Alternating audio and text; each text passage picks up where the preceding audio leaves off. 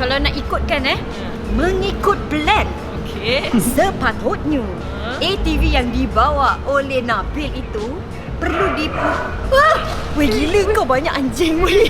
Kenapa? Hadas. Go. Ni hadas.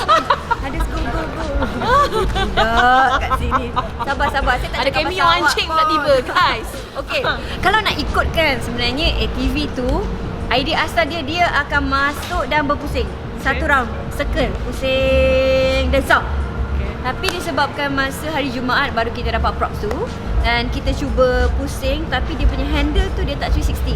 Dia bukan 360, dia macam tak boleh pusing habis lah handle dia.